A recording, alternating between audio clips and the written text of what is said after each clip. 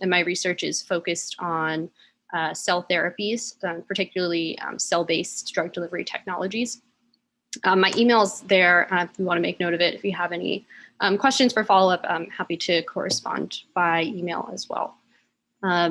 So what is the purpose of this workshop? We're going to learn about how to write statements for the NSF-GRFP, the personal statement and the research statement. But before we begin, just a quick intro to get everyone oriented on the same page. So this is directly from the NSF website. But, what is the purpose of the GRFP? Why does it exist? Ensure the vitality of the resource base of science and engineering. They want to support graduate students in their research in STEM and STEM-oriented disciplines. The award is a 5-year fellowship, and it comes with financial support for 3 years. It's a bit of an odd structure, but during the 3 years that you're on tenure, as they call it, you're awarded a $34,000 stipend and a $12,000 tuition allowance each year for 3 years. Eligibility is for senior undergraduates as well as first and second year graduate students, and you can only apply one time, which is important to note. All right, so what are the basics of the application? So we'll get into these statements in much more detail. The personal statement and the research statement is primarily what we're going to talk about today. There are a couple other components as well. 3 letters of recommendation, your college or other school transcripts, your grad school transcripts, and a list of awards, honors, publications, and presentations. A couple things to note here. There's no CV that is submitted as part of the application. So you really have to maximize on the space that they give you in the application to list all of your honors, awards, and the things that you would normally list on a CV. So don't be afraid to provide detail. Describe what, if you were given an award, like in the context of your school, who do they give that award to and for what accomplishments. Feel free to expound a little bit on all these different components so that your reviewers can really understand what your contributions were kind of in the context of what you did. In terms of letters of recommendation, it's best to get letters of recommendation from people who know you well and can comment on your abilities as a scientist. So this is most likely to be a research supervisor, but could also be someone who taught a class, maybe a capstone class. And if you did an internship that was related to the work that you want to do in grad school, that individual could make a good recommender as well. Something else to note is that the deadlines for the application are based on your field. So depending on which overall field you choose, a little bit different. So would highly recommend just paying attention to those in advance when you select your major field so that you know which deadline you need to submit by. And the reference letter deadline is a little bit different as well. Just pausing to see if we have something in the Q&A. I actually can't click on it while I'm screen sharing. Jessica, I don't know if you want to give me the questions as they come in, or what do you think is best? I can definitely let you know when you have questions.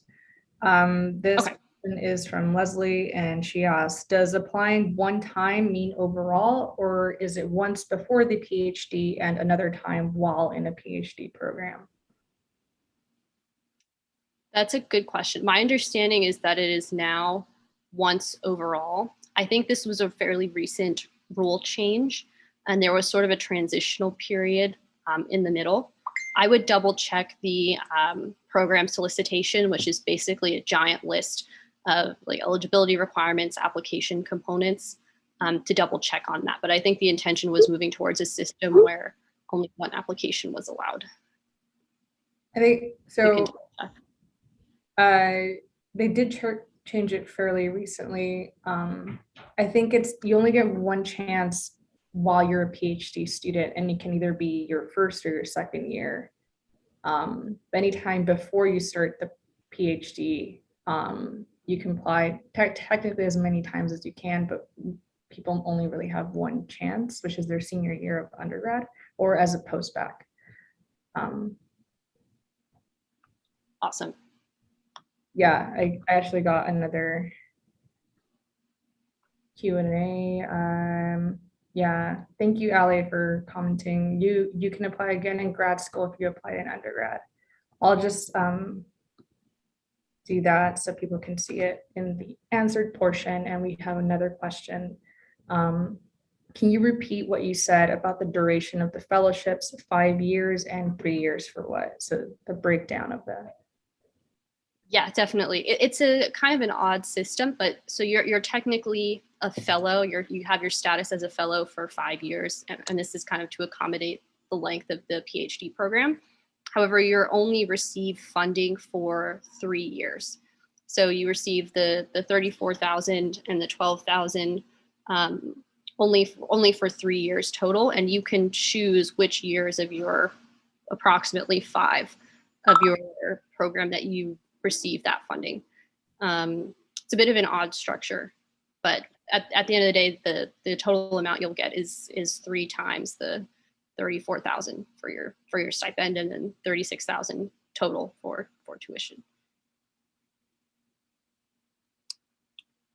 All right, excellent. So a bit about the application and the selection process. So who reads your application? It's mostly faculty, and it is important to note that they have many applications to read in a limited time. There may be some individuals who have a PhD in the relevant funded field, but mostly professors will be reading your application. When you apply, you'll pick a major field of study and a secondary field of study. So the major fields of study kind of govern the deadlines, which are on the previous page. And then the secondary field of study is a bit more specific. It can be a little bit too difficult to choose sometimes, but generally want to choose the field that's closest to, well, the actual field of study that's on your degree or your project, if that isn't really an option. So my program title is medical engineering and medical physics, which is kind of atypical. So I applied under the biomedical engineering designation. There's also going to be a box for keywords on the application. Definitely make use of that to kind of describe a little bit more about your area of research. And in terms of who's reviewing your application, you can assume that they're scientifically literate in the major field of study that you select, but they may not necessarily be an expert in your subfield. So you can assume that they know basics like terminology, common abbreviations, but you want to be providing background in your statements so that someone who's generally scientifically literate can understand what you're trying to convey. This is really important so that your reviewers can properly evaluate all of your ideas. Do you have another question? Yeah, I was typing my answer in the chat, but I feel with the live stream folks, it's better just to answer it live. Leslie asks, for letters of rec, does one have to be from someone who is willing to mentor or advise you for the proposed project? Does the NSF require a faculty mentor for the project proposal? Yeah, that's a really good question. So your recommenders you don't have to have someone who is going to be your future advisor writing a recommendation. My kind of best advice is to really pick the people who know you best and can write the most detailed letter of recommendation. So if you're a first year grad student at this point, you might not have a lab, you might be rotating, or you might have just joined a lab, a couple of weeks ago. So depending on your situation, that person whose lab you joined or may not be the best person to write a recommendation. I think generally, if you have already joined a lab and you're a first year graduate student, it may be a good idea to show that you have advisor support by asking that person for a recommendation. If you're rotating or if you're a senior undergraduate student and you have no idea what lab you're going to join, I would say that it's best to pick recommenders who know you well, instead of trying to pick a rotation advisor who doesn't know you at all to write that recommendation. And what was the second part of the question? Pretty much the same question. Does the NSF require a faculty mentor for the project proposal? Yes, so technically, yes, on the application, you will have to write the name and email of someone who will be advising the project. Again, if you're a senior year undergrad or rotating first year grad student, you may not know who this is. So what I did, I was rotating, so I just wrote the name of the professor who I was rotating with and wanted to work with most. And then when I was awarded the fellowship, I just updated that information. So you will have to fill in something, but they definitely understand that not everyone has an advisor yet. So that's a little bit more of a formality in those cases. We have two other smaller questions. Sandra asked, do letter writers need to be professors, or can I ask a postdoc? Yeah, that's a good question. It depends a little bit on the scenario. So they definitely don't have to be professors. I will say I think it is better if they do have a PhD and are familiar with scientific research in particular. So in my case, I did an internship in industry, but my supervisor had a PhD, and the work that I did was fairly related to what I wanted to in the future. So even though he wasn't a professor, I asked him for the letter of recommendation. In terms of asking a postdoc, if this work was done in a professor's lab, I think it would be better for the letter of rec to come from the professor themselves. However, in that case, you can always ask the postdoc to kind of provide feedback to the PI to kind of enrich the letter of recommendation. If that person knows you a little bit better, they may be able to contribute to what the PI has to say about you. And one last question, what does it mean to rank your recommenders? To rank your recommenders? I don't recall any ranking system in the application. They might be primary or secondary or something like that, but as far as I'm aware, the recommendations kind of have equal weight. Yeah, I think I remember from when I applied, like when you submit the information for letter writers, you rank them based off like 1 to 5 if you're submitting 5 people. My understanding, I think, is like, you know, number 1 is like the person who knows you the most, who can write you like the strongest one, and then like so on and afterwards. But I'm not, I mean, that's what I've been told. Yeah. So I wasn't expecting so many questions to pop up at the very beginning. We're gonna try to answer them towards the end, just so that Morgan can move along with her own presentation, if that's okay with you. Yeah, sounds good. We'll keep stock of the questions. Maybe I'll stop once or twice in the middle between sections and then take questions about those sections. Yeah, you can definitely parse that up to you.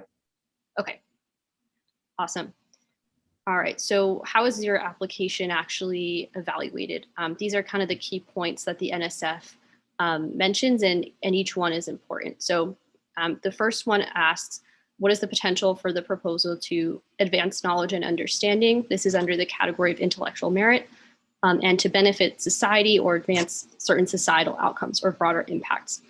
These two terms are extremely important, intellectual merit and broader impacts, because it's how the reviewers score your application. So these are the two individual criteria that are used in the scoring process. So you want to pay attention to emphasizing these in the application, and we'll go over how to do that in your statements. The next point is basically about creativity and originality. So how is whatever you're proposing novel, and how is it contributing to your field of research? Can you develop a well-reasoned, well-established research plan? Specifically within that, how do you assess the success of whatever you're proposing? And we'll go over that as well. How well qualified is the individual, team, or organization? In this case, it will be you as an individual applying to conduct the proposed activities. This is something that you can convey in your personal statement when you describe your previous experiences and how they led you to the point where you want to carry out this research. And the last point is a little less important. but will you have adequate resources to actually complete the project that you are proposing? And with that, I should say a quick note that you are not bound to the proposal that you submit.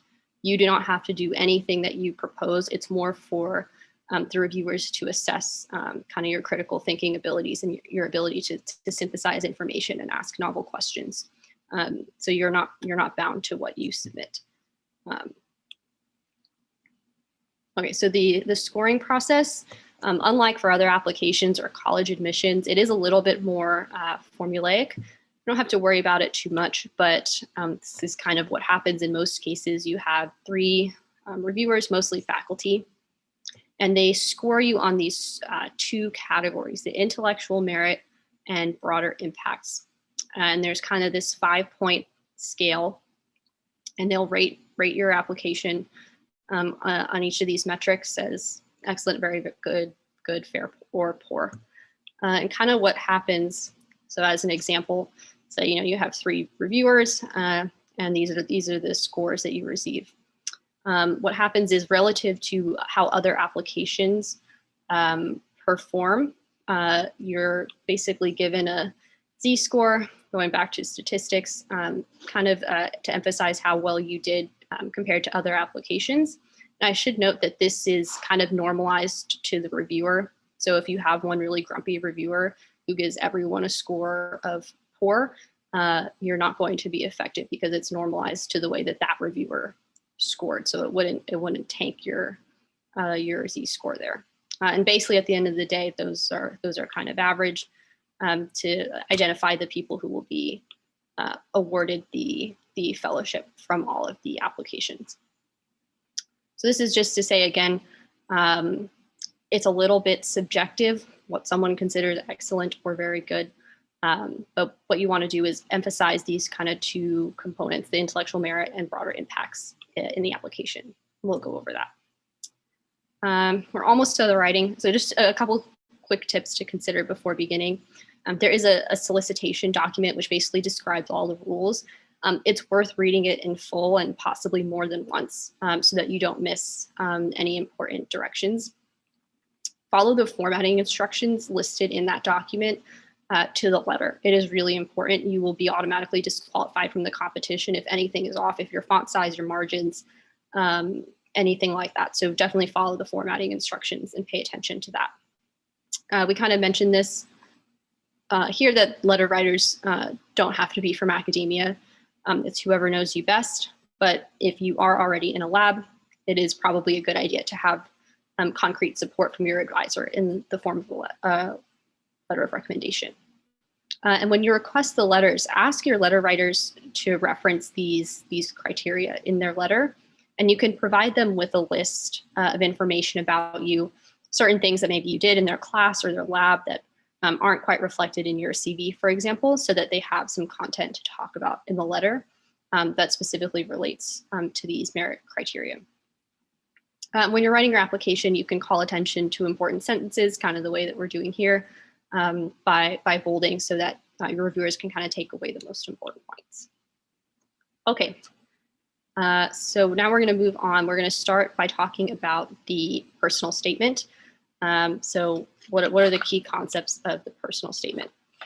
There are a couple of things that you want to communicate and have come across. So the first is your qualifications to conduct successful research in your field of choice. And this was kind of alluded to in the list of things that the NSF wants to see. But the way you're going to do this is, again, I'm sure you've heard this before, more of a show not tell type of way. So you don't want to write and say, I am qualified to do this because you want to describe your previous research experiences, what you contributed and what you learned from them.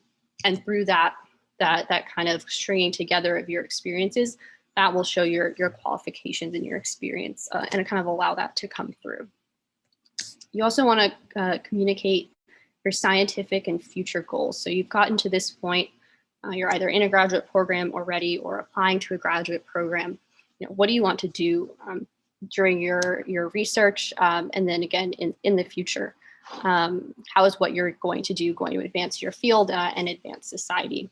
So you want to be clear about what you want to do in the future.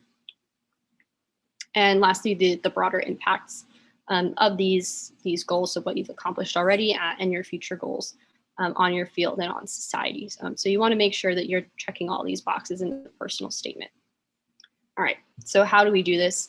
I'm sure everyone's heard this before, that the best thing that you can do is tell your story. And while there's no formula to this really, there is kind of a structure that you can follow that will allow this to come through.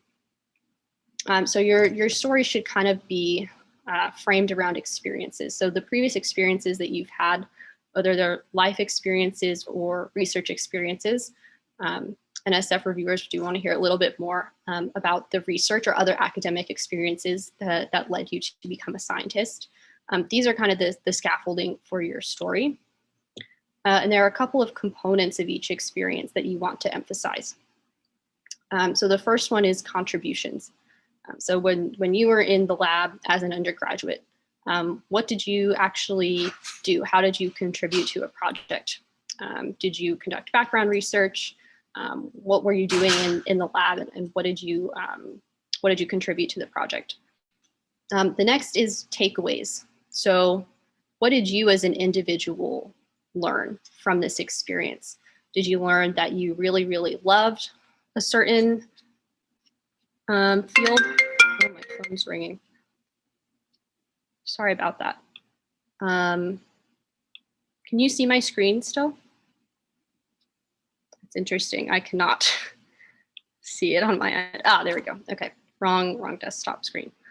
So next thing is the takeaway. So what did you learn? So this could be a variety of things. Not every experience that you had has to be the thing that you want to do for the rest of your life. So if you learned that you didn't really like a certain field, or you wanted to pivot and try something else, those are all valid takeaways, and they're part of the story that you tell to explain how you got to this point. And then the last part is the impact. So these can be impacts on the research field or impacts on society that arose from these experiences that you had. And all of this, especially the takeaway aspect, informs the future goals. So this second point on what you want to communicate. Where are you going next? Either from one experience to the other experience that you're talking about, and then tying that into your future goals. So kind of along those lines in terms of how to structure the personal statement. This is an example that a couple of example statements followed. This is the structure that I followed for my personal statement as well. And I found it to be a really effective way to achieve flow of the story. So you want to start with an introduction, something that pulls the reader in and tells them a little bit about who you are. We'll go into that a little more. The experiences, as I kind of just mentioned, should kind of form the bulk of the statement. Again, explaining how you got to where you are. This will be mostly descriptions of previous research or academic experiences, and these sort of encompass the intellectual merit criterion, and you want to bring attention to that. It's a good segue into your future goals, what you're doing with the PhD or a graduate degree. And then at the end, you can explain broader impacts, whether that's some of the research experiences that you had or other things that you were involved in as a student. There are lots of different activities that can count towards broader impacts. And you can tie that into your future goals to explain how you want to achieve societal impact by receiving the fellowship and being able to pursue your graduate degree. All right, so starting with the introduction. You want to start with a hook, something that pulls the reader in and something that's unique about you. It doesn't have to be cliche or a sob story or anything like that, but something that's unique to you. This is important. This is advice that I actually got from the director of fellowships at my school, saying, when your reviewers are thinking about or discussing your application, they're gonna say, oh, the person that did so-and-so, oh, the person who told this story. Let it stick out so that they can attach that to your application and you can be memorable. So this could be a short anecdote or a personal story about how you became involved in your field, something that happened in a research lab, something that shows that you're kind of excited about science or what you're doing. And you can also describe a little bit about your background if that's really important to your story. So set the stage for getting into those experiences you're going to describe later if you experience some obstacles along the way. So this is an example from a successful statement. You can read it here. So as a first-gen college student who grew up in a rural community, each stage of life has produced new obstacles. So this student is saying that there have been some obstacles along the way, and then they're going to explain a little bit more about how that's led them to what they want to do as a scientist. And at the end of your introduction, it's generally a good idea to summarize your future goals in one way or another. So you want to give away the ending a little bit to let the reviewer know where you're going and kind of frame the experiences that you're about to talk about. So what do you want to do in the future? So this is not the time to elaborate, but more the time to just summarize so that when you start talking about whatever fancy research you did in the next part of your personal statement, it makes sense that that's the direction that you're taking. So for example, you have your intro, maybe talk about your interest in science, and then you say that as a graduate student, I will leverage these experiences to work towards my goals of improving efficacy and safety of drug delivery system. It's a good example of a way to frame the beginning of the statement. All right, so we have some intro examples. I'm gonna give everyone just a moment or two to kind of skim these, and then we'll talk about some of the highlights. So let's do 2-minute break until 7:34.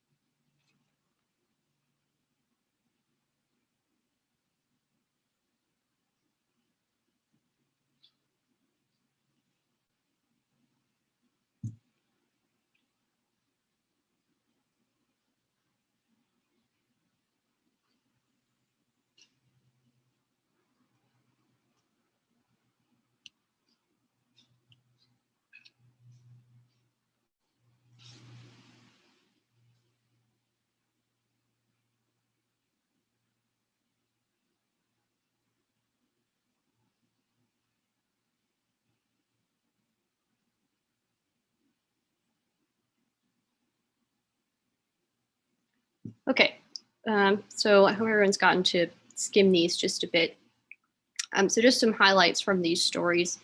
Both are a little bit different in nature. So the first one is kind of about creativity and relating a previous experience to creativity for science. And it's great that at the end they've kind of tied this into their ultimate goal with their PhD.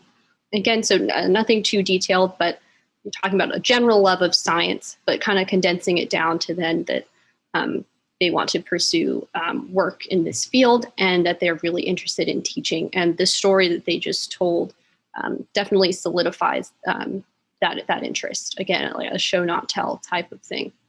The second story describes a little bit about the student's background and some obstacles that they faced, which is great, and it's important to that person's story.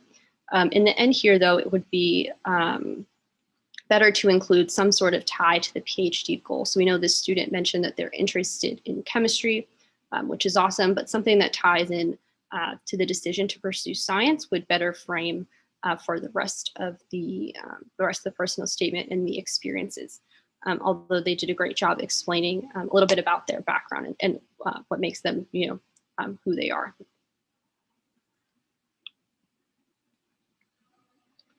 All right, so we're through the introduction. So now we're on to kind of the bulk of the personal statement, which is the intellectual merit section.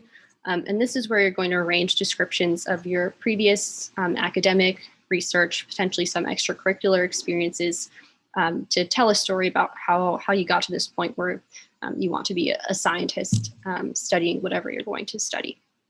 So there are kind of 4 crucial parts to each description. So we're going to go through a couple of examples of them. So the first is the why. So you're talking about an experience you had. Maybe you were doing undergraduate research in a lab on campus.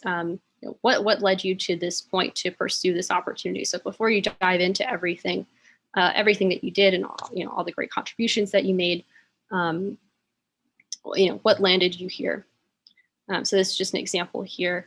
I was generally interested in the therapeutics field and got into regenerative medicine. It's more of a basic one, but it's important to identify where and with whom you did whatever this work was. So say, certain lab at a certain school, make sure you provide that context to orient the reviewer. The next one is kind of a strange hybrid. It's a what, why. So when you're talking about, the structure of the project or what you did, don't just kind of run through a laundry list of, I did this and this and this and this lab technique. What did you want to do more broadly towards the research goal, and why did you do it?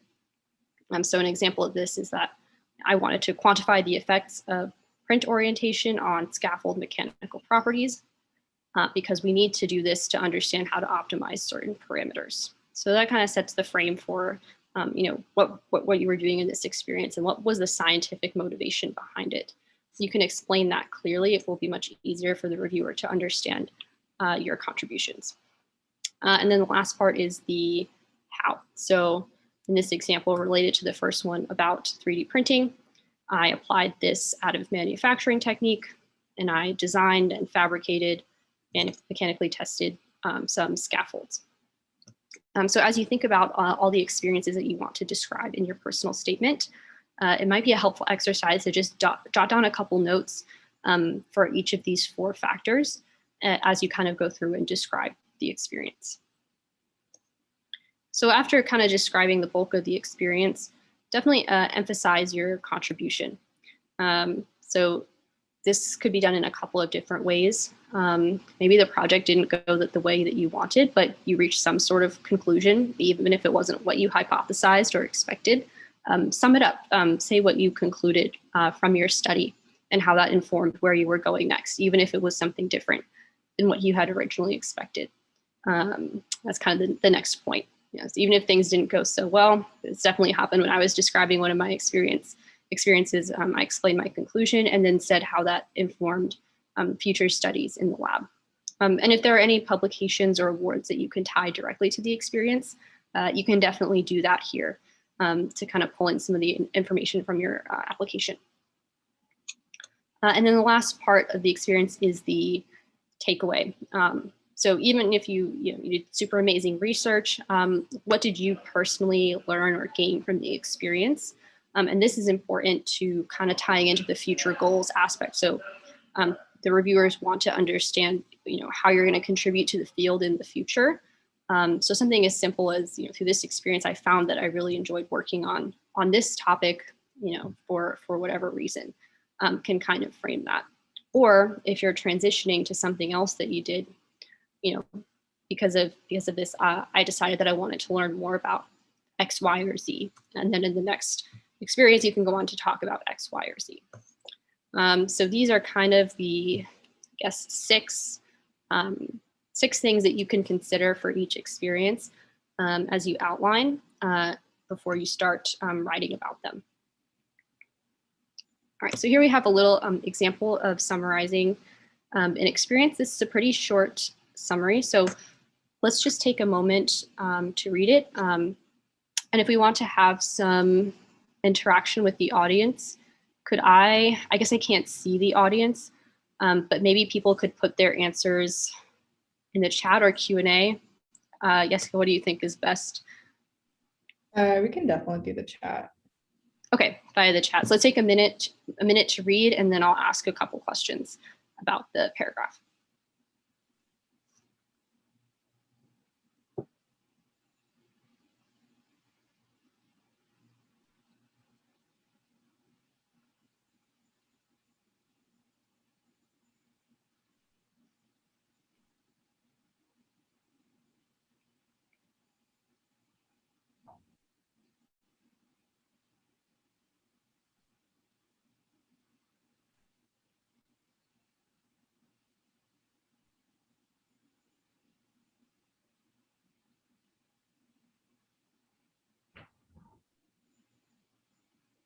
Okay, so we have this nice paragraph summarizing an experience.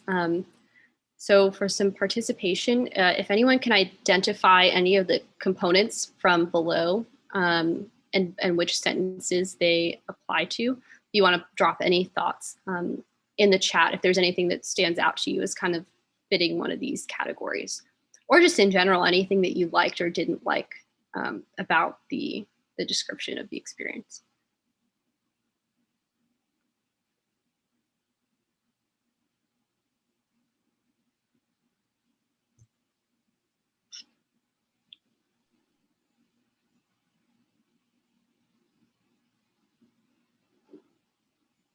I can start to like get some discussion going. I really like the last two sentences that clearly states what they took away and what their contribution to science was. Overall, each sentence has its own purpose that corresponds to what you talked about, Morgan. The why, the what, the why, the how. Yeah, it's extremely concise. Oh, we have, okay, they're in the Q&A. Okay. Not the chat, no worries. Okay, Flor said she liked that they tried the publication at the end. I'll just keep it as answers. The where with whom is with Dr. Eric, correct, right? Yep. Here's something that someone did not like. They said they did not have enough active voice. I think there would be better sense of confidence if there was more of a first person point of view and powerful verbs. Ooh. Interesting perspective. I like it. And an actual question that is related to this, should you mention a future publication if you are not an author on the publication? If you are not an author, I would say no, probably not, unfortunately. All right, excellent. Yeah. Oh, do you have one more? Yeah, one more related to this topic. If you haven't contributed to any journal article, should you mention it? Mentioning contributions in general. So yeah, you can talk about your contributions to a project, even if that project didn't advance or even if it wasn't published. It's more a summary of what you did. And if things didn't go as expected, you can kind of describe, again, more on the takeaway side, what you learned from the experience and how that informs your future decisions. Yeah, so even if you know what you didn't lead directly to a publication, that's totally fine. You can describe, frame your contributions more in terms of, what did you actually do in the lab to get the project running and going? And then what did you learn from doing that? Cool. All right, that's all the questions for now. We have one, but it's more so tailored for the research statement, so I'll bring it up later. Okay, great. Awesome. So yeah, super great feedback. I thought this was a really good example of a paragraph that kind of sums it all up without being overly wordy. And it is a good example. Personally, this is not my area of research at all. So I don't really understand the jargon, but I can kind of get a sense of what they did and where they're going. And that's kind of the goal. All right, so after the intellectual merit, we have kind of two sections left in the personal statement, the future goals and the broader impacts. So again, after you describe all those experiences and your takeaways, that should set up the frame for the section of future goals. And again, this section can be quite concise, but it kind of encompasses three main areas. So quite broadly, what is the focus of your future research? How does that feed into the focus of your future career? And you can also talk a little bit about societal impact. So you want to think about answering the two questions there that are under the pink bar when you write this section. So just a couple of example statements from real applications that sort of fit under each of these categories. So some specific research goals there, again, leaves lots of room to work with. It's not the proposal, but this is kind of informed by your previous experiences. State a career goal, again, things are subject to change, but you can explain a little bit about how that's led you to where you want to go. It should be noted, you don't have to want to be a professor, as long as you can tie in the relevance of your scientific work to society and what you want to do in the future. Although I don't know what your impression is, Jessica. My understanding is that generally I think they might prefer professors, but you should be honest in your assessment of what you want to do by obtaining your PhD. From awarded applicants, I've seen both. So maybe in like recenter years, that wasn't the case, but now, since the goal of this, I think this fellowship is to fund the person, not the actual like project.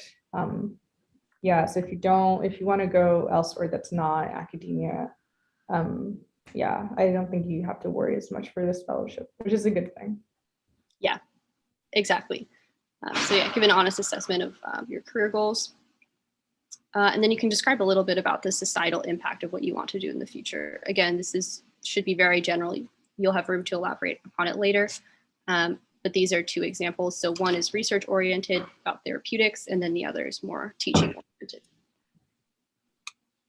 All right, and the last part, broader impacts. So generally here you want to answer the question, have you taken on an active role in the community? So this can be the variety of communities that you're a part of. So your research or academic community, but also your local community as well. And how does this shape your future goals and the potential impacts? So a general guide that I like to use for this is to spend only a little bit of this section talking about your research goals. This can come through in your future goals section, and it can also come through in your research statement. You want to take most of this section in the personal statement to talk about your previous experiences as an individual that have broader impacts. And this is a non-exhaustive list here of experiences that kind of count towards broader impacts. More direct things like volunteering or activism, but also leadership positions that you've taken on at school or in your community, being a TA and teaching, being a science communicator, science TikTok, I love it. All these things count. And from these you can identify, again, takeaways, what you learned from the experience and the impact that you made, the broader impacts category. And again, these feed into your future goals. And if you can identify some deliberate plans that you have for activities in the future, that would be great. Again, you may not know, which school you're going to, so you can identify a certain club that you want to join, but you can identify, a general plan. I'd like to teach high school students about X, Y, or Z topic. And if you could back that up with previous experiences that you've had, that's a really strong example of a broader impact. Just a couple of examples. Again, so you could kind of think about the broader impacts in three main categories. So what did you learn about society or what you want to do? What was the impact on society, and how does that inform your future goals and plans? So I'm just going to pull all these up and just give everyone a second to read through these examples.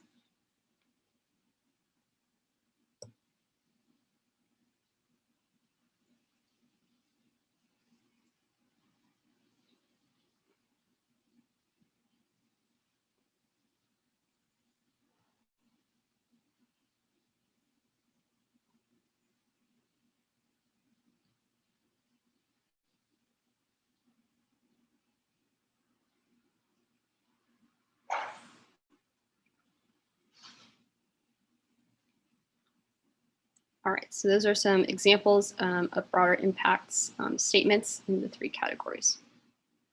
All right, we can do a quick pause. So that kind of wraps up the personal statement category. We're going to move on to the research statement.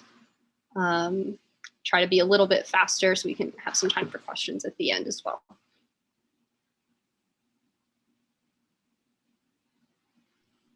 While we're in that small transition period, someone asked, can you write as if you want to pursue both academia and industry? Yeah, certainly. Whether you're undecided or truly want to pursue both, I know there are many entrepreneurial faculty these days who, take what was done in their academic lab and spin it out into a company as a co-founder. Many serve on scientific advisory boards. So if that kind of translational aspect from academia to industry is of interest to you, definitely mention that, and that's something kind of unique about you that you want to do with your scientific background. I think that's really interesting. If you're not totally sure, that's also completely fine. You can identify more generally, maybe a little bit more research oriented, what you hope to do in your career. And I'd imagine some of those things you could do whether you were a professor or working in industry.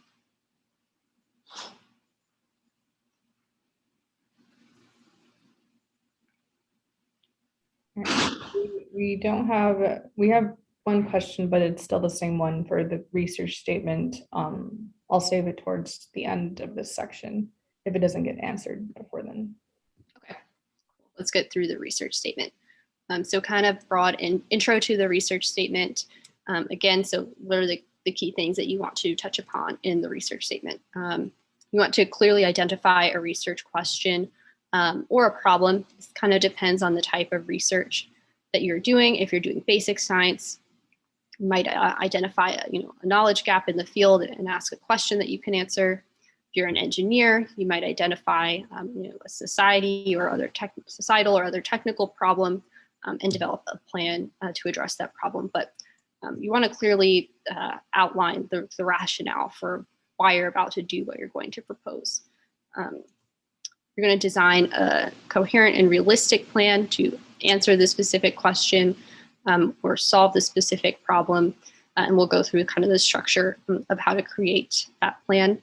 I should note that in terms of the word realistic, you should be able to do this in a PhD, basically. So, could you carry out this plan with the resources available to you in 5 or so years is kind of the question that the reviewers will be asking themselves. And you also want to show that the research is novel, that it makes a contribution to your field. That's kind of the intellectual merit part, and that it has the potential to impact the field and society in some way. All right, so as you're getting started on this, just a couple of tips.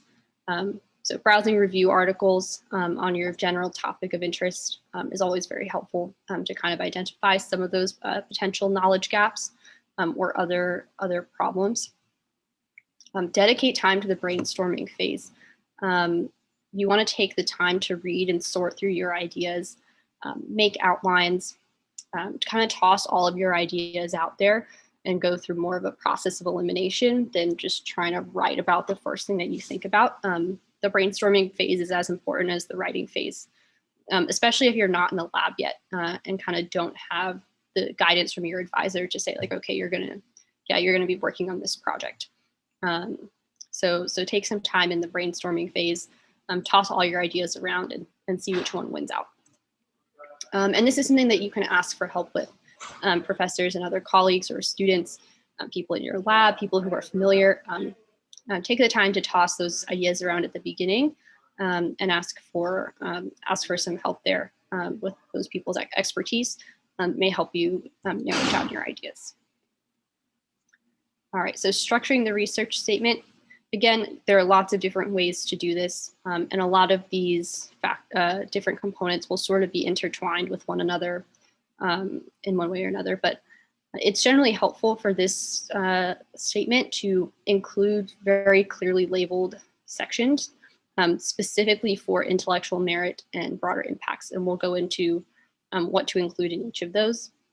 And then the bulk of the research statement will be the plan that you propose. However, it's important to note that depending on what you're doing, the background information may constitute more or less than what is listed here, but it's important for the reviewers to understand the context for your project. And again, all these sections kind of feed into one another. All right, so the first part in your introduction and your background section, So this is where you establish the purpose for the project and provide the necessary information for the viewer or the reader to understand the problem or the general method that you're going to use. So again, we have a couple of key points that we can hit upon here. So again, clearly stating the problem or the knowledge gap pretty early on in the introduction.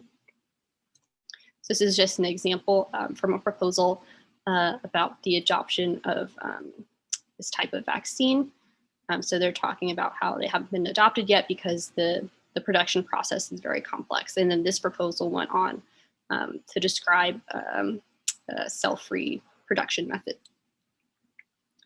Why is it important to solve the problem? So make sure you kind of zoom out a little bit from the super technical zone to say, why is it important to society or the field to solve the problem or answer this question? So in the vaccine proposal that we just talked about here, the method that the person was proposing would help avoid cold chain requirements and potentially improve access to therapeutics. That's a good reason to do this project. And then, of course, how will you go about solving it? And this is mostly for the research plan, but you can introduce a general approach or methodology to kind of sum up what you'll be doing. So this is kind of adapted again from that proposal, and they're kind of showing what's novel. I'm going to demonstrate this for the first time. All right, so there are lots of ways to structure the introduction, but this is kind of one method that tends to be successful. So you want to start broadly, again, the more general societal problem or research problem, and then kind of go more into the specific background information and literature review. So you can start kind of pull the reader in.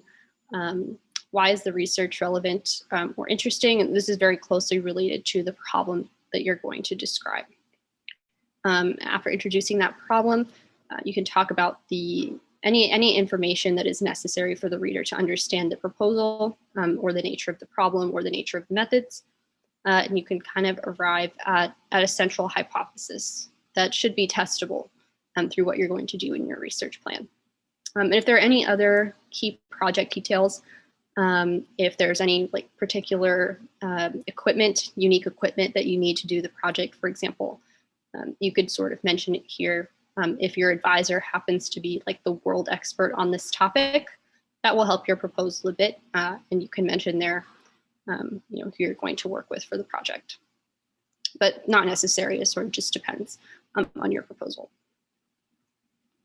All right, so the research plan section after the introduction hits upon all the merit review criteria.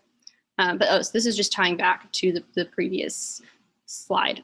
So if there's anything that you can add about qualifications, so again, is your PI super qualified? And is there any special equipment that you'll need? You can mention that in the introduction. All right, so we have an example introduction here that we thought was effective. So let's take just a minute or two to read through it.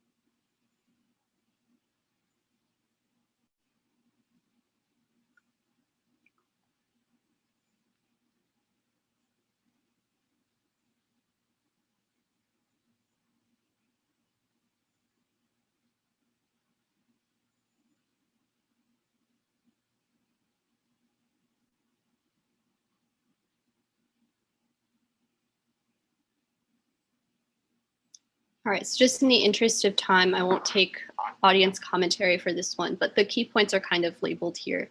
So something that's really great about this intro is that this first paragraph doesn't have any jargon, anyone can understand it. And it already starts to narrow down the research area and kind of frame the knowledge gap that this researcher wants to investigate. So in the very beginning, they provide a little bit of context that's fairly general and easy to understand. And then they go into the more specific biology in the background that we need to understand the proposal. And they give a nice concrete summary of what the purpose of their project is, which then frames the next part. All right, so the next part is the research plan. So you have a purpose, perhaps you have a specific overarching hypothesis, and this plan will explain how you actually will go about testing it and completing the project. So this is done through the introduction of specific aims.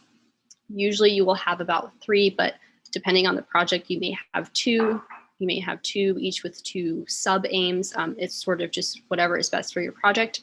But organizing the project into aims definitely helps the reader understand more clearly what you're trying to do. All right, so there are a couple of components to each specific aim. So again, you want to introduce the aim with a nice descriptive title. It's going back to the vaccine proposal. So they described this platform that they called FDCF, and they explained that the purpose of this aim is to achieve this goal. Again, you can provide a little bit of background as to what you want to do in the aim if that's needed. And then you want to go into the methods that will actually allow you to achieve that. So again, from that vaccine proposal, a couple are mentioned here, but you can see they're mentioning some lab techniques and what they're using the technique to do. And in this process, you can sort of describe the overall workflow. But it's important here to really keep it pretty high level. You don't need any complicated details about the experimental setup unless what you're doing is like method development or something like that. So no common sense details necessary. You only want to include what's absolutely necessary here to understand the process that you will take. And you only have two pages for the research plan. It's great to include a little bit about anticipated results or objectives.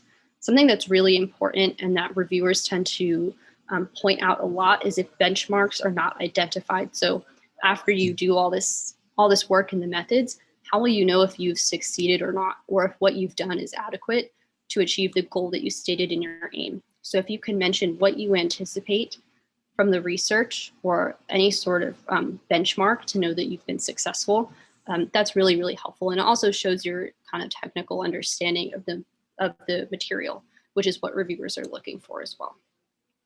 And another important component is any alternatives.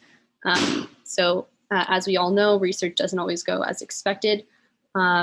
So if something goes wrong, what can you do instead? So kind of anticipate those pitfalls in advance and mention an alternative or 2. So you don't have to go overboard on this, but you should do this, at least once or twice in your proposal to convey that you've been really thinking about how to get this proposal to succeed when things go wrong. Before you move on, there was a question related to the previous slide. Sure. Leslie asked, can you elaborate on the benchmarks? What are some examples? Yeah, that's a great question. So for my research, I'm trying to think, my research proposal was so long ago and it's not what I work on anymore. So if you can identify a number for certain work, that would be good. So this is just a silly example, but like I'm going to purify my protein. A good benchmark is to achieve 95% purity or something like that. So I'm going to achieve 95% purity. You have a vaccine, you're trying to induce an immune response. I might anticipate to see an increased proportion of T cells and macrophages in the tumor in response to the vaccine.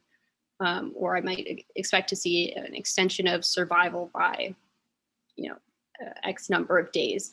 So it very much depends on the method that you're describing and what you are trying to do. But it's good to identify these. And if you can't identify, you don't have to identify like a number for everything. You can kind of take more the anticipated results angle. So if things were to go well, what do you anticipate to see when you run the experiment? There are lots of great examples of statements online from GRFP winners in online repositories. I would definitely suggest reading through some of them just for general inspiration. And you also can look for those in those proposals and see if you can pick out those statements. One more question. In the research statement, do we have to propose to collect new data, or with the support of an advisor, can I leverage existing data sets or ongoing projects to build my project upon? It's a good question. It's a good question. I think it depends. It depends a little on the nature of what you are trying to do. But if the project that you're proposing, builds upon some system that was developed in your lab, I mean, as long as the research, the project that you're doing itself is novel and makes a new contribution in some way, I would say I think that's fine. I didn't mention this explicitly, but you can also include preliminary data in the research plan or in the introduction if it's available to you. Especially if you're like a second-year graduate student, for example, it would be great to have a little bit of preliminary data from your work or from your lab to support your work. You can definitely include that in the research plan and say, okay, this is what our lab has done so far, quick summary, and leveraging this information, I propose, this new project or extension of the project.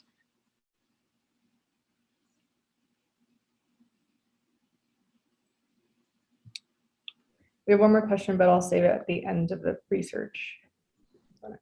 Okay. Great. So the main thing that the research plan is focused on, again, so well reasoned, is it organized? Is there a rationale for it, in the literature or preliminary data? And is there a way for you to determine if you've succeeded or not? So that kind of goes back to the anticipated results or benchmarks. All right, so in writing the specific aim, we kind of have our 4 components, our methods, anticipated results, and alternatives. So these are 2 examples. These aims are both pretty short, just so we could include 2 on one slide. For example, the one at the bottom is an aim 2.1, so it's kind of a sub-aim. But can take a quick second to read these, but I'll go through after this so we can kind of get through the rest.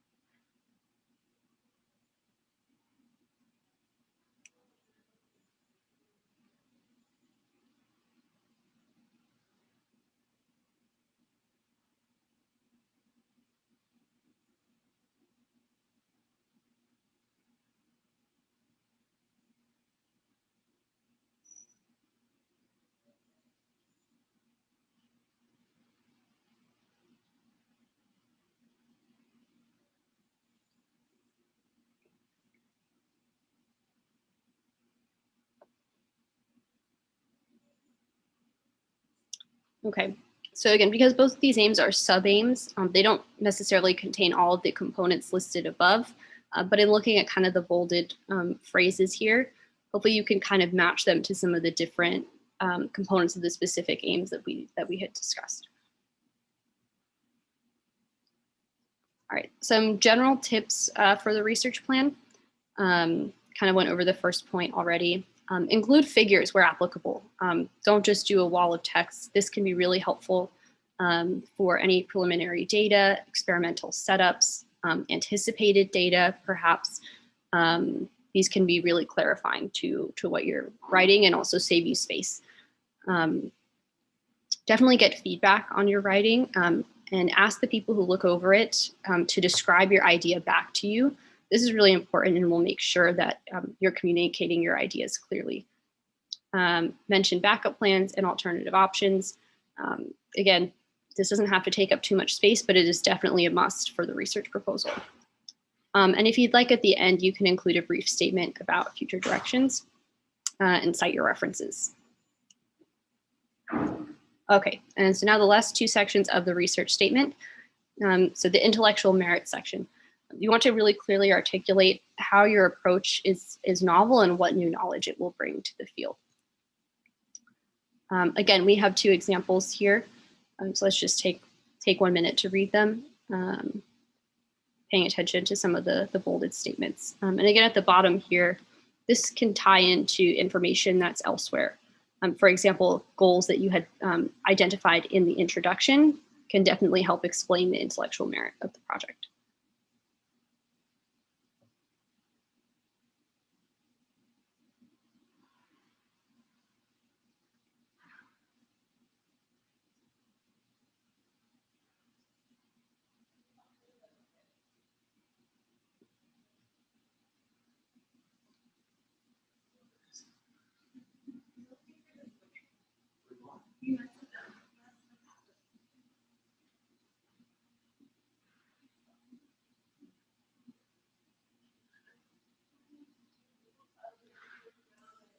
Okay. And the last part, the broader impact. So for this one, you want to address the question of what impacts your work will have on society, and if applicable, how does it tie into activities mentioned in the personal statement? So again, as I had mentioned, the personal statement is really the time for you to describe your more on the extracurricular side, whereas the research statement is more to describe the broader impacts of your research. And you can mention activities, but really only if they tie in directly. So here we have two quick examples of broader impacts we can read really quickly.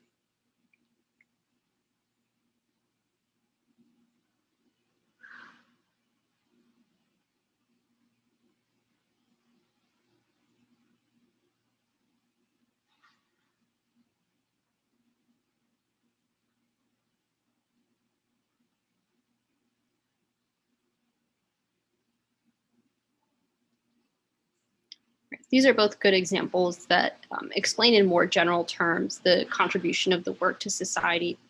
However, we'll note that it's important to kind of stay within the range of your project. So don't be too grandiose about what you can achieve with this project that you're proposing. Kind of focus in on the niche that it addresses, and you can maybe talk a little bit generally about societal challenges. But don't make it seem like whatever you're doing is going to be, the cure-all for whatever societal problem.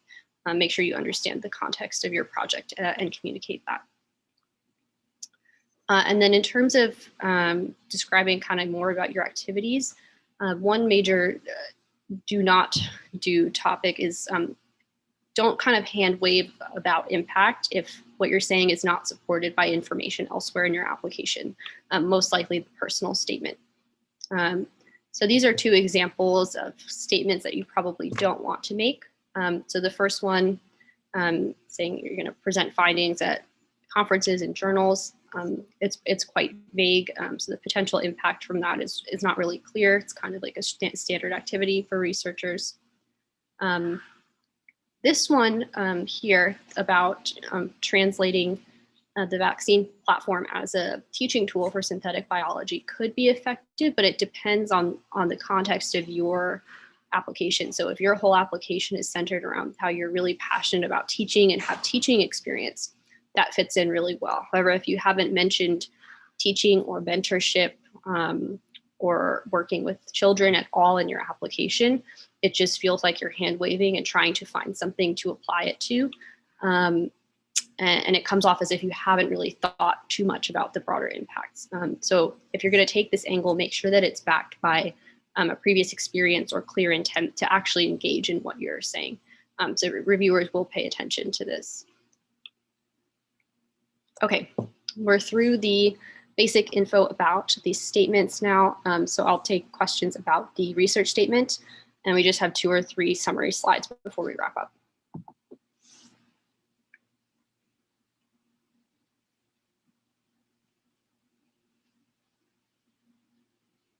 Do we have another question in the Q&A about the research statement? At the moment, we don't. I've been answering some smaller ones, but at the moment, no. Oh, if you are beyond the page limit, what kinds of things can you cut? I can answer this. This is where you send off your statements to professors, advisors, anyone who you think can cut out certain writing, because we get attached to our own writing, but outside readers are a lot more likely to say like, hey, cut this and cut that. I don't think I can personally say like what you should cut. Morgan, what do you think? Yeah, it so depends on the proposal to proposal. It will vary. I think where people get stuck a lot maybe is in the details of the research plan, just being too detailed about experimental setups or certain aspects of the experiment that are not necessary. So like you don't need to describe your like control and experimental groups and all the different doses that you'll use and everything for every single experiment. It'll take way too much room. You could describe more broadly what methods you want to use. I think maybe that's the most common mistake. So taking all this room in the plan for like really specific details and then missing the important background information and context that explains why you want to even do the project in the first place.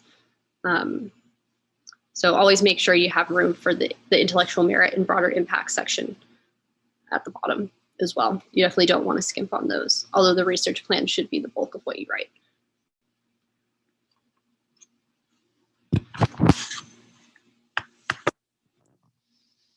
We have another question. This is extremely specific, but I do have an external resource that can probably help. Leslie asked, for those of us with projects at the intersection of social and basic sciences, such as neuropsychology, can we discuss how projects in clinical psychology might be fundable by the NSF? So neither Morgan or I's fields are related to clinical psychology. However, there's this massive database. I'm trying to find it right now, and I'll link it in the chat. And it will also be in the YouTube description box when this thing is uploaded. It's this massive database of people who have won the NSF, and you can sort them by field. That is probably what you're looking for. Just give me like 1 minute and I'll find it. It's somewhere on our website. Oh, someone already linked it. Thank you so much, Sandra. I will link it in the chat. Saved me like a few minutes of stress. So it is in the chat and in the Q&A answer. Definitely bookmark that. And you can sort it by field, what year they applied in. So you can see like how much should you present for your respective year. And there's that. Should you send a final draft of your research statement and personal statement to your letter writers? Yeah, you definitely can. Sort of depends on the timing. So the letters are due, I think, 1 week after the deadline. So if you have drafts kind of in advance, I would definitely recommend doing that. That will help provide context for the letter writers. And if those people are in your field, they can also provide you with feedback, especially on the research statement. So yes, I would definitely recommend, and then I would also recommend drafting up a separate document of like things that you want to have that person included in the recommendation as it relates to the review criteria, the intellectual merit and the broader impacts. So make it easy for them to write about you. We have a couple more questions. Will the slides be shared? I already answered this. So they'll be shared in the sense that they're going to be on YouTube. All the slides are done by the speakers themselves. And we always say to always ask the speaker, email the speaker. So that's completely up to Morgan. Yeah, happy to share. Yeah. Awesome.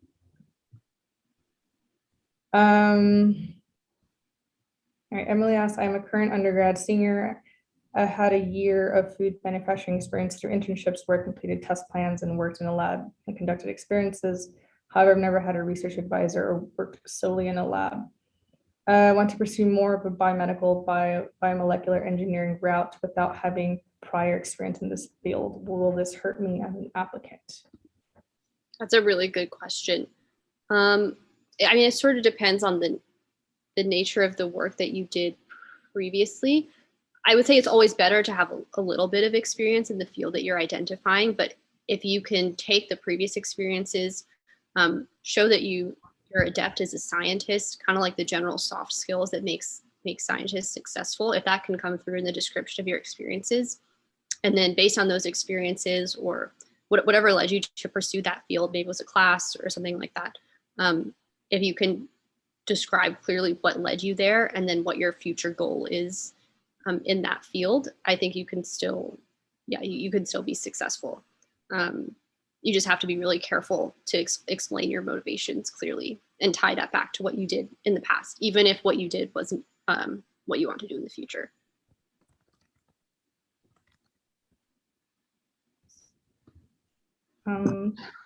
Well, it says, thank you. How do you address weaknesses in your application, such as GPA? Yeah, that's a good question.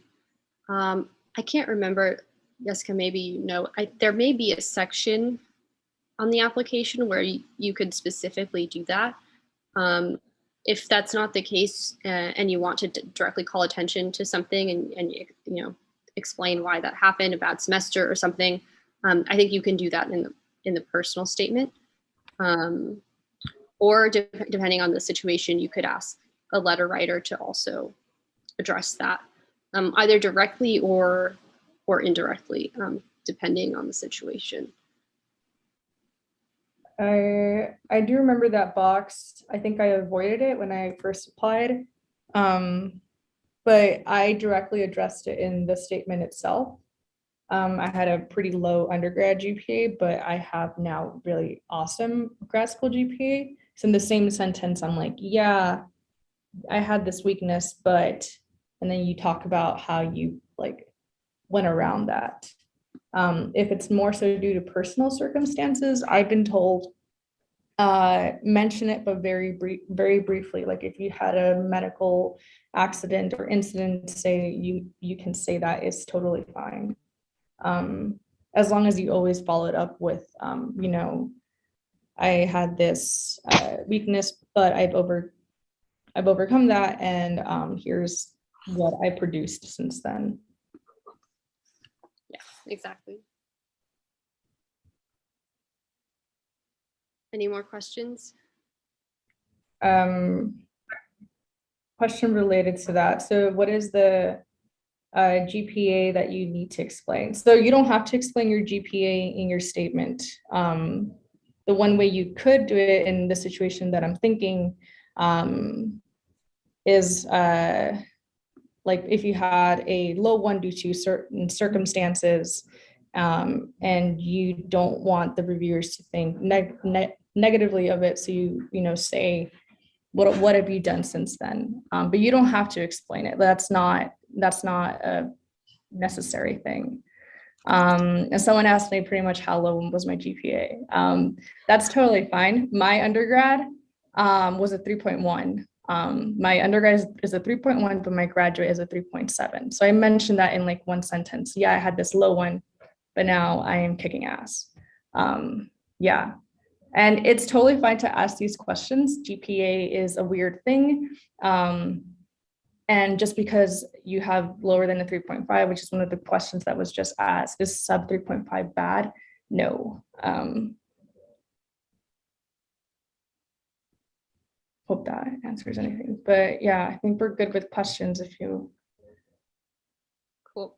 ready. All right, just a couple more slides left and then we'll be finished. So just some general tips for writing that I found really helpful. So keep a record of your drafts. So every time you go in and make changes, don't just like make changes to the same document. If you're about to make any sort of major change, just like save as a new version. Just save your copy so that none of your work is lost. If you eliminate something, you can always find it back later. And it's normal to have very, very many versions of a document. You'll probably have many versions by the time you're done writing. And with that in mind, your first draft and the first couple of drafts will not be the best. So don't be discouraged by that. It's very, very normal. And the more you edit and the more you work with others to clarify your ideas, things will come along nicely. So there is a page limit that you need to pay attention to. Start out just by writing everything that you think you need to write. And then if you're over word count later or page count, then think about what to cut. And kind of work out your writing process. Block out time to dedicate to writing and kind of figure out where you work best. In terms of getting feedback, definitely get feedback from a variety of sources, from people who are in your specific subfield or maybe more so just your general field, to make sure that your writing is understandable. So good people for this are a lab PI. Check if your school has a funding or fellowship manager. It's more likely to be a thing at larger schools, but definitely check because that person kind of, will have seen it all for NSF and be able to provide you like pretty quick targeted feedback. Are there any students at your school who have won the award or are science writers? Some schools have like communication centers. So consult people from different backgrounds for feedback. And when you ask for edits, you can ask these people to make any edits or comments with track changes in Word or Google Docs, so that you don't forget their comments after sitting down for a meeting, although sometimes that can help clarify any miscommunications. And in general, avoiding overly complicated language. So your reviewers are reading things very quickly. Make it easy for them, spoon feed them the information, make it really easy to understand. And because if they can't understand the proposal, they can't evaluate it. All right, so a quick summary of the application components. So in the personal statement, you're talking about why you want to become a scientist and what you want to do in the future, how your experiences led you to this point towards your future goals, and how do they demonstrate your competence as a scientist, and that you're dedicated to improving the community, this broader impacts part. Your research statements, it's an achievable plan that shows that you can think like a scientist. Your transcript standard, your letters of recommendation, provide them with a list of things to talk about towards the to review criteria, and then your list of honors awards and publications, which can kind of speak to your engagement in the scientific community.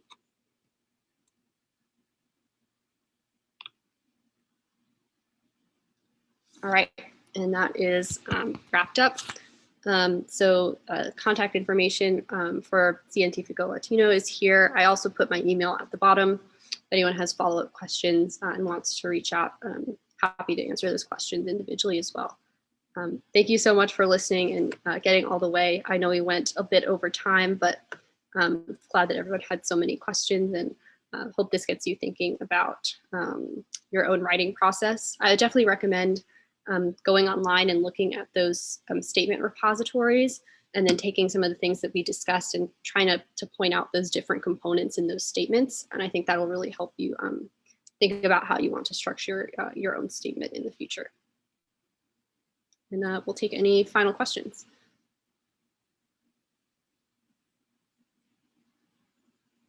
We just have a bunch of thank yous in the chat. Awesome. I'll stop my share so I can look here.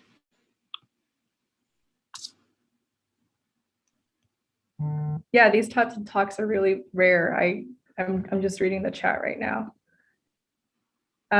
We do have a question. Is there enough time to write a good proposal starting now? Yes.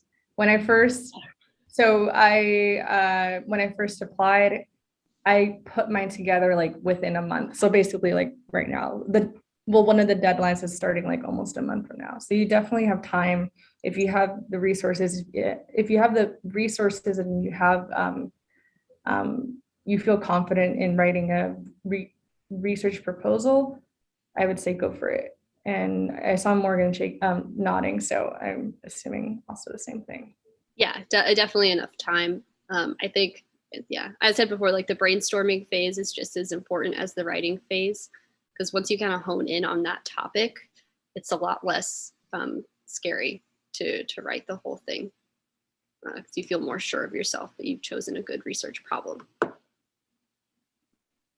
Cool. All right, people are trickling out and there's no more questions. So I will, yeah.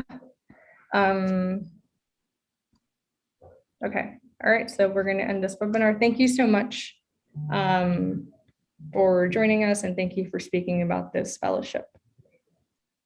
Awesome, happy to. Thank you for having me. Can't wait to do it again next year, probably. All right, have a fantastic